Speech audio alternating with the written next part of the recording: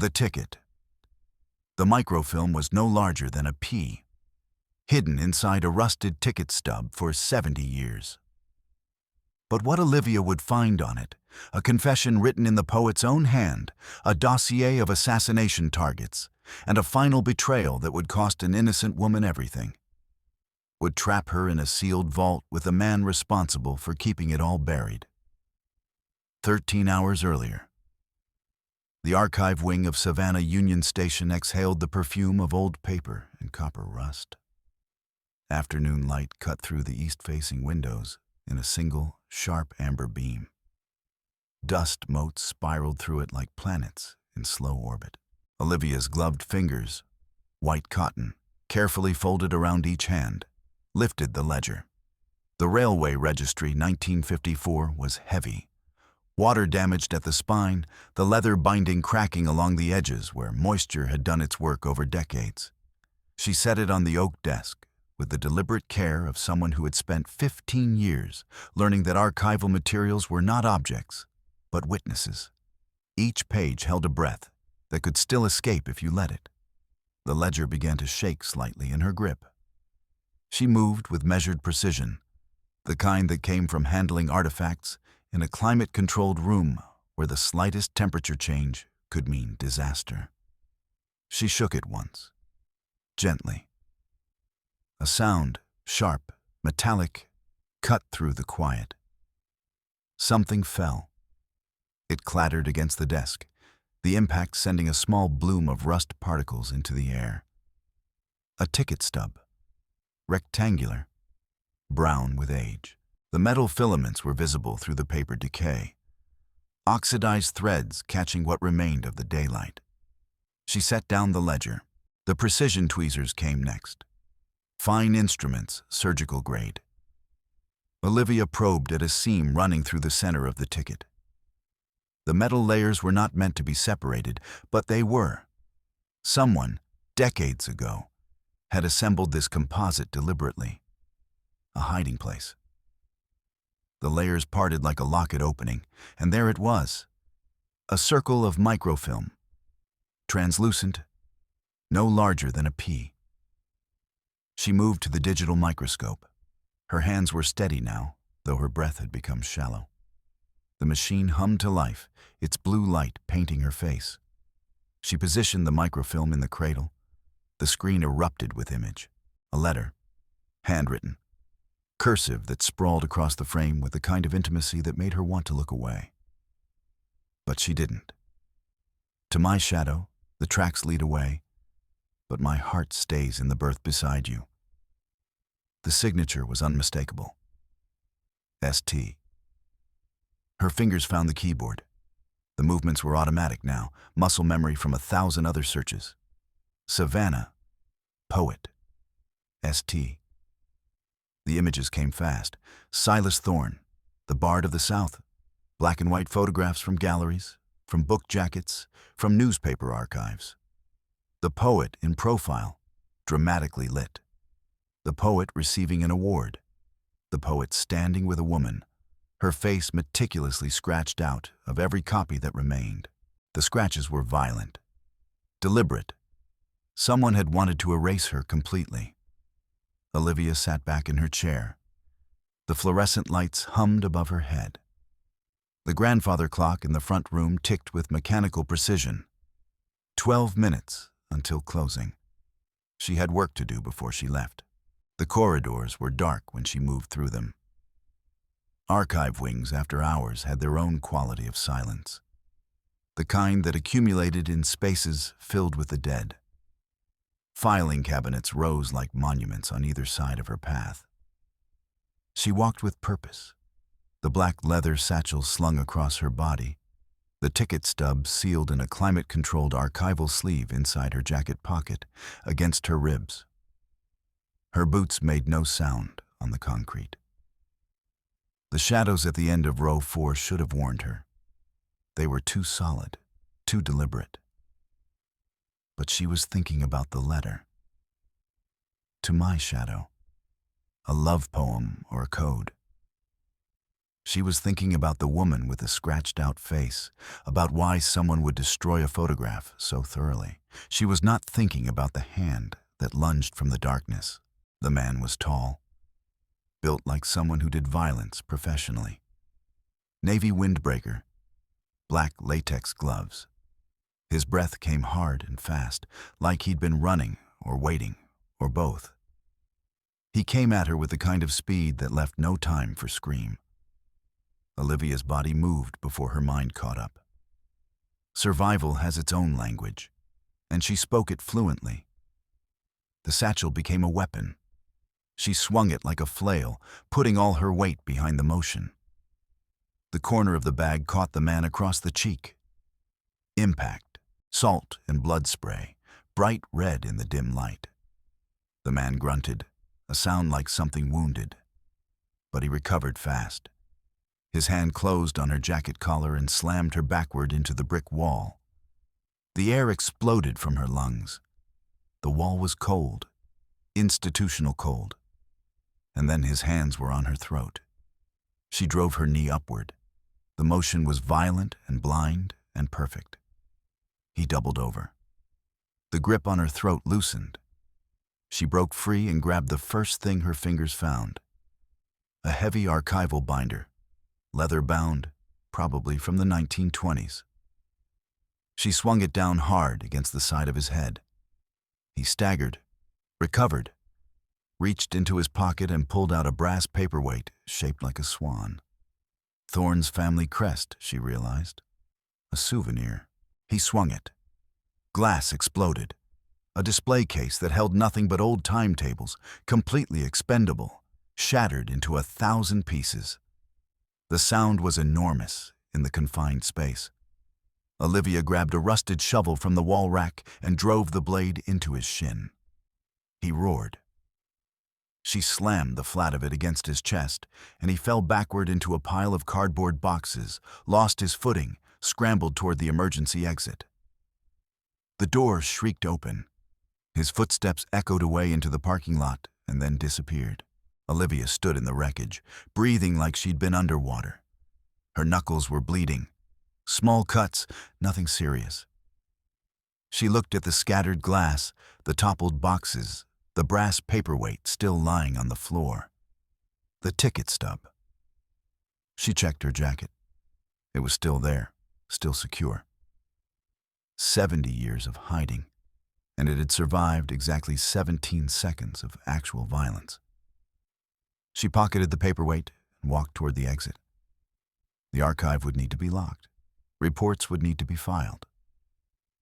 The police would ask questions that she had no intention of answering truthfully. But first, she needed to know what that letter actually said. The mayor's office occupied the top floor of the Savannah Municipal Building. Floor-to-ceiling windows, a glass desk that probably cost more than Olivia's entire annual salary. Mayor Sterling sat behind it with the ease of someone born into power. His hands were folded. A gold signet ring caught the light.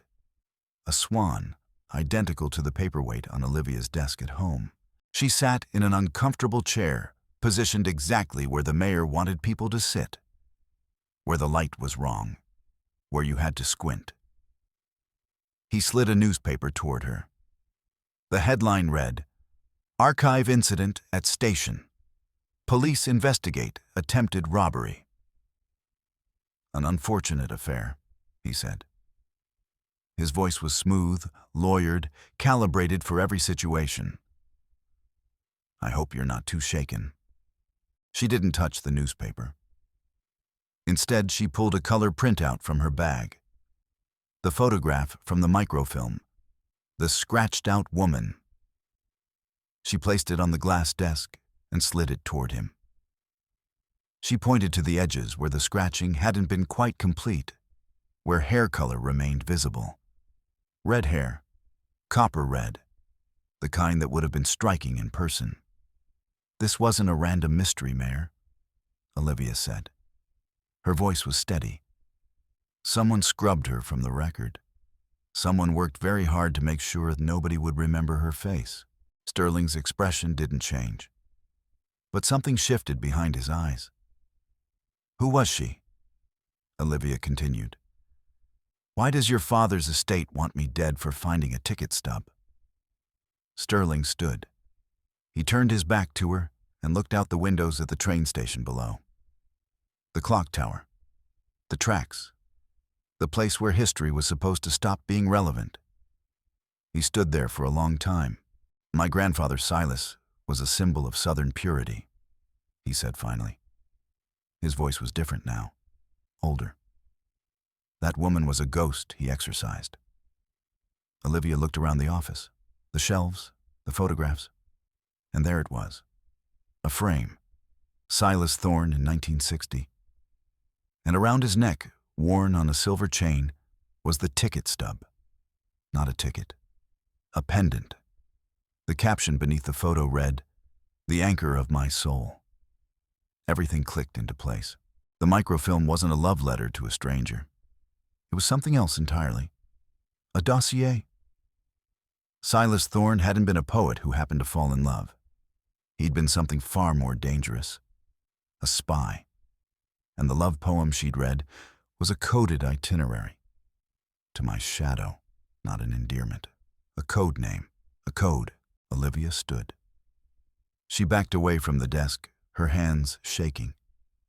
Sterling watched her go without moving. The sound of her leather bag hitting her hip. The squeak of her boots on polished floor.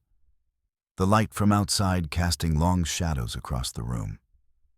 At the door, she turned back. My grandmother's name was Evelyn Miller, she said. Sterling's face went pale. The underground tunnels beneath Savannah Union Station were older than the city's reputation. Built in the 1880s for steam pipes and maintenance access, they'd been sealed in the 1960s, but never quite abandoned. The emergency exits remained, marked in fading paint on the brick walls. Red egress, emergency only. Olivia splashed through oily water on the tunnel floor. Behind her, 2 sets of heavy boots echoed against the iron pipes.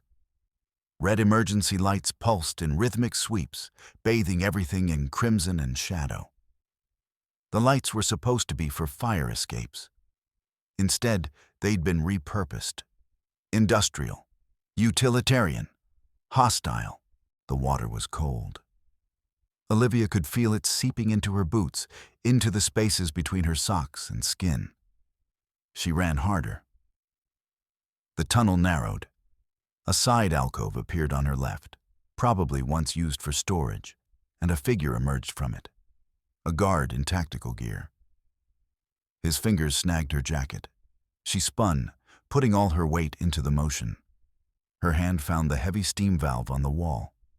She twisted it. The valve resisted for a moment, then gave way with a sound like bones breaking. The steam erupted. The jet of scalding white vapor was invisible, except for its effect. The guard's face disappeared into the cloud. His scream was more animal than human.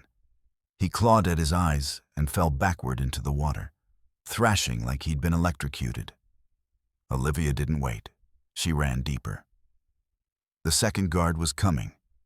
She could hear him, the metallic clink of his baton extending, the sound of metal snapping into combat position. She grabbed a rusted shovel from a wall rack and swung it like a bat. The baton came down toward her head. She ducked. The baton connected with a low-hanging lead pipe instead. Orange sparks exploded into the red light like a miniature fireworks display. Beautiful. Deadly. She drove the shovel blade into his shin. The impact sent a shock up through her arms. The guard went down hard. She spun the shovel and drove the flat of it against his chest. He fell into a pool of stagnant water, gasping, trying to recover. Olivia scrambled up a vertical iron ladder. The rungs were slick with condensation. Her boots slipped. She climbed anyway, desperation lending her strength. Behind her, the second guard was getting to his feet. The manhole cover was directly above her, heavy cast iron. She braced her back against the rung and pushed up with her legs. The cover moved, resisted. moved again. It scraped against the asphalt above with a grinding sound that made her teeth ache. She rolled out onto wet pavement. The rain was falling hard now, cold and impersonal. The station loomed behind her like a monument to secrets. She didn't look back. She ran into the street and disappeared into the Savannah night. The dark room still smelled like her late husband's developing chemicals, though it had been 3 years since anyone had used it. The smell was preserved in the walls themselves, in the light-proof seals, in the amber-tinted bulbs that now hung dark and unused. Olivia cleaned out the dust. She set up the old Leica slide projector with hands that trembled. Her fingers were bandaged with duct tape. The cut across her forearm needed stitches. The bruises on her ribs would take weeks to fade. But her hands were steady enough for this. She prepared the microfilm in a custom cardboard mount. The projector motor hummed to life, a low vibration that traveled up through her arms. She aimed it at the white wall of her living room and then clicked the slide into position. The image hit the wall like a photograph from the past trying to speak. A woman's face, passport style, the kind used for official documentation. She had high cheekbones, intelligent eyes, and a distinctive mole above her lip. Around her neck was a silver locket. On the locket were initials, tiny and precise. E.M. Evelyn Miller. Olivia's hands went cold. She moved to the cedar chest in her bedroom. The wood was old, older than she was. Inside were blankets that had never been unpacked, quilts that smelled of mothballs and time. She threw them aside without ceremony. At the bottom was a small wooden box. Inside was the identical silver locket. She opened it. The initials were engraved on the inside. E.M., her grandmother's initials. The locket her father had given to her mother, who had given it to Olivia when she was 16. "Your grandmother would have wanted you to have it," her mother had said. "I never knew her. She died before I was born." Inside the locket was a tiny slip of paper. Folded so many times, it was nearly translucent. Olivia used a needle to open it, trying not to tear the delicate surface. A list of names. Local politicians from 1955, judges, business owners, prominent citizens, the kind of people who shaped the city's future. All the names were circled in black ink. Above the list, written in red, was a single word: targets. Olivia sat on the edge of her bed. The room spun. Outside, the rain continued to fall. Her phone was on the nightstand. It vibrated once. A text from an unknown number. "We know what she was. Are you the same?" There was a photograph attached. It took her a moment to understand what she was looking at. The angle. The perspective. It was taken from outside, through her living room window. It showed the silhouette of a person standing in her dark room, holding a projector remote. It showed her. She stood and walked to the window. The glass reflected her face back at her, pale and shocked. She looked beyond the reflection, into the darkness of her front yard. A shadow moved near the street. A person holding something that caught the light. A camera, or a gun. Olivia closed the curtains.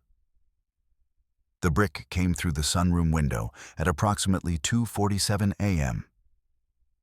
Olivia heard the impact more than saw it. The sound came first. Explosion of glass, a noise that seemed to shatter both the window and time itself. Shards scattered across the floor like teeth. She dove behind the velvet armchair just as the man in the gas mask stepped through the frame. His movements were professional, economical. He raised a pistol with a suppressor screwed into the barrel. Thwip, thwip. 2 holes appeared in the back of the armchair. The stuffing erupted like snow, white and obscene. Olivia was already moving. She grabbed the heavy ceramic lamp from the side table and hurled it. The lamp connected with the man's shoulder. Not as hard as she'd hoped. The man barely staggered. He raised the pistol again, but the impact was enough. Olivia surged forward, tackling him toward the broken window. They rolled together across the floor of glass. The shards bit into her forearms, into her shoulders. She felt the sting of each cut, but her body didn't register pain, only survival. She found the pistol. She grabbed the barrel and swung it like a hammer, bringing the grip up to strike his temple. He collapsed sideways, his gas mask cracking against the edge of a bookshelf. Olivia scrambled up. There would be others. There were always others. She ran toward the back of the house, toward the door that opened onto the garden. Behind her, the man groaned and started to move. She didn't look back. The garden door slammed open. Rain drove into her face. The night was absolute, the kind that only comes in rural Savannah. No city lights, no ambient glow, just pure darkness. She grabbed a garden shovel from the porch and drove it through the door handles, locking them. It wouldn't hold for long, but it would buy her time. She ran into the woods. The trees closed around her like an embrace. Behind her, she heard the first shout of discovery. More voices, multiple intruders. The cleaning crew, the ones who were supposed to remove all evidence of her existence from her own home. The forest opened up onto the railway embankment. The tracks gleamed in the darkness like something alive. Olivia ran harder. A freight train was approaching, moving slowly through the station switching yard. She didn't hesitate. She ran alongside it and grabbed the ladder of an open grain car. Her arms screamed. She pulled herself up and inside, disappearing into the darkness and the smell of wheat and diesel fuel. The train began to move faster. The garden receded. The forest receded. Savannah began to disappear behind her. She collapsed onto the grain, gasping like she'd been underwater. The basement of Mayor Sterling's house was climate-controlled and lined with stainless steel. No humidity, no dust. The perfect environment for storing secrets. The vault door was heavy. The lock mechanism precise and expensive. It took Olivia 7 minutes to defeat it. Her lockpicks were old, inherited from a father whose career had never been fully explained. And they worked like they were made for this exact purpose. The wheel spun. The bolt clicked. The door swung open. Inside were dozens of boxes, labeled, organized, professional. Thorn. Expunge, read the labels, one after another. She opened the first box and found her grandmother's identification papers. Next to them was a black mail-order pistol, and beneath that were manuscripts. Dozens of pages written in Silas Thorne's unmistakable hand. Poetry mixed with notations, marginal notes, references to dates and times, and dead drops and rendezvous points. The poetry was beautiful. It was also an espionage logbook. Another box. This one contained photographs. Evelyn Miller with Silas Thorne. Evelyn Miller in different clothing, different hairstyles, different personas. Evelyn Miller as a ghost moving through history. And then a final photograph. Evelyn Miller, older, holding an infant. On the back, in handwriting Olivia recognized from 1,000 family documents, was written, "My daughter. She will know. She will find the truth. The locket will guide her." Olivia's vision blurred. A confession fell out from between the pages. A letter. Silas Thorne's confession. In his own hand. Explaining how he had murdered a target, a judge who threatened to expose corruption in the city's founding families. How he had ordered Evelyn to take the blame. How he had loved her too much to see her hang, so he'd faked her death and smuggled her into exile. How the affair was real. The love was real. But the sacrifice was hers alone. A light switched on. Mayor Sterling stood in the vault doorway. He was holding a silver-plated revolver. His face was tired, regretful, lethal. "The legacy is more important than the truth, Olivia," he said. She clutched the confession to her chest and backed into the far corner of the vault. He stepped inside. Behind him, the heavy door began to swing shut. The timer, the mechanism, the trap. Olivia lunged at him just as he fired. The bullet clipped a metal shelf, sending sparks dancing into the recycled air. She drove her forehead into his nose. Bone crunched, blood erupted. Sterling roared and grabbed her by the hair. He slammed her face into the filing cabinet. The impact sent stars across her vision. She tasted copper. He tried to pin her arm, but she thrashed, breaking free of his grip. Her hand found the pistol on the floor. She grabbed it by the barrel and swung it like a hammer. The strike connected with his temple. He collapsed sideways against a box of secrets, papers exploding into the air like confetti. The vault door sealed with a final hydraulic hiss. Silence. There was no handle on the inside of the vault door. There were no windows. The air was already beginning to feel stale. Olivia stood in the crimson emergency lighting, breathing hard, looking at the unconscious mayor and the closed door, and the confession still clutched in her hands. She slid down the wall and sat on the floor. The mayor groaned. After a long moment, his eyes flickered open. "We're both ghosts now," he rasped. Olivia said nothing. She looked at the confession, the words, the proof, the evidence that would expose everything. All she had to do was breathe. All she had to do was wait for the oxygen to become too thin, for her body to shut down, for the secrets to die with her. The silver locket was still around her neck. She pulled it out and looked at it. E.M. Evelyn Miller, the woman who had been erased, the woman who had left a trail, the woman who had left a granddaughter. The ventilation grate was small, no larger than her fist, but it was something. She scraped at it with the locket, her fingers raw and shaking, metal on metal, a fine scraping sound. Finally, something gave way. A wire. "A failsafe," she muttered. Sterling pushed himself up on his elbows. He wasn't fighting anymore. He crawled across the floor toward her and handed her something from his pocket. A gold lighter. A Zippo. "The documents," he gasped. "Burn them. The smoke will trigger the fire suppression. The doors will override." Olivia looked at the lighter. Then she looked at the confession. To save herself, she would have to destroy the evidence. She would have to let her grandmother's story burn. She opened the lighter. There was something inside. Something small. Another microfilm.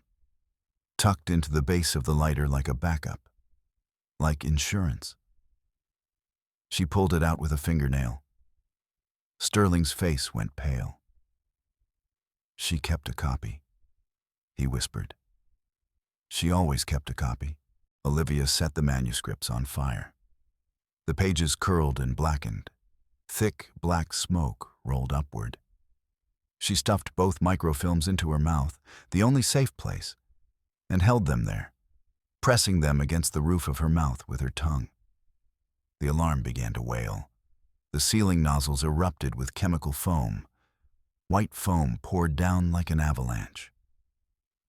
Olivia was knocked sideways by the pressure. The world became white and drowning. She couldn't breathe. She couldn't see. She could only hold on to the microfilms and hope.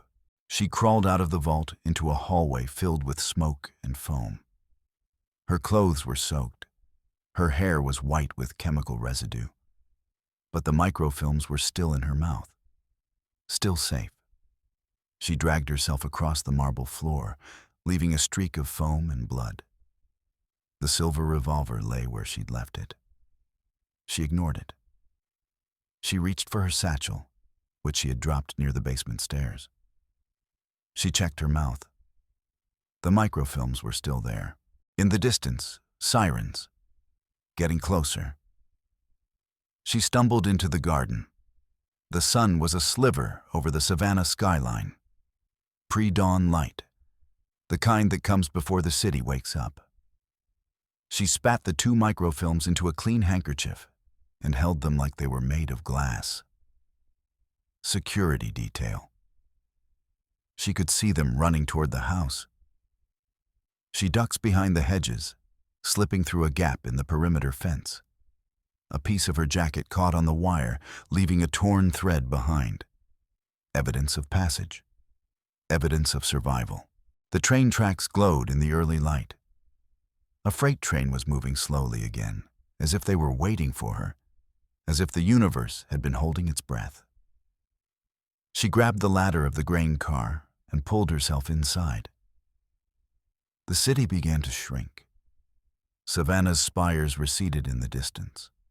The station disappeared. The forest came back. She collapsed onto the grain and didn't move for hours. 1 week later, Olivia stood in the climate-controlled lab of a private archive facility affiliated with a university that had no love for Savannah's historical elite. The digital microscope was modern, precise, capable of revealing details that the original slides had obscured. She projected the second microfilm onto the screen. It was a series of photographs. Photographs of a baby. Of Olivia herself, though she wouldn't have recognized it. She was wearing the silver locket. The initials EM gleamed on her infant chest. Below the photographs was a note. Handwritten, Evelyn's handwriting, to my granddaughter. I left the trail. Only an archivist would find it. Be the voice I couldn't be. Olivia sat down. Her hands shook. The implications unfurled like a map. The first microfilm, the one she'd found in the ticket stub, that was a fake, planted by Silas Thorne decades ago. A false confession designed to protect him, a misdirection. But Evelyn had known. Evelyn had waited. Evelyn had swapped out the fake for something else entirely. Something real. Something that documented not only Thorne's crimes, but the mayor's knowledge of them. The family's complicity. The generations of cover-up. Evelyn had orchestrated a trap that took 70 years to spring. Olivia picked up her mouse. She hit send.